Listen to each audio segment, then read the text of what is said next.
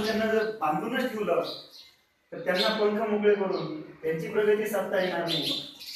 असे आपले लाडके बोबडे सर, त्यांचा आणि आपला परिचय हा 2010 पासून मागच्या 6 वर्षाची त्यांच्यासोबतची आपली जी सलगी किंवा जे आपले संबंध आहेत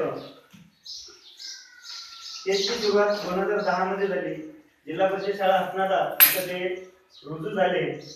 त्यावेळेस माझ्याकडे प्रभार होता, वरचे सर माझे सुट्टी, आणि विशेष म्हणजे आज बोबडे सरांचा निरोप द्यायला त्यांच्या कारकिर्दीतले सर्व मुख्याध्यापक इथे उपस्थित आहेत.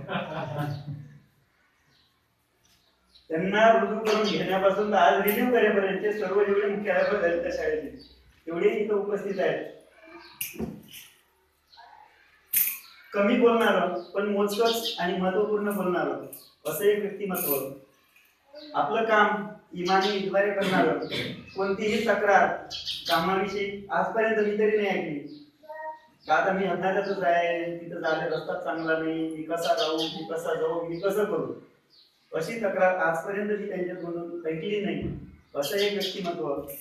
आपल्या सहकार्याविषयी हमेशा आदर आणि इतरांनी दिलेला सल्ला किंवा सूचना अदबीने पाळणारे व्यक्तिमत्व असे बोबडे सर जेव्हा आपल्यामधून आज मुक्त होऊन त्यांच्या स्वगावाजवळ किंवा दुसऱ्या कर्मस्थळी जिथं त्यांना कर्तृत्व करायचं आहे तिथं जात आहेत, त्यांच्या भावी आयुष्यासाठी किंवा भावी कार्यासाठी मी शुभेच्छा देतो आणि माझं 2 शब्द संपवतो. जय हिंद, जय भारत.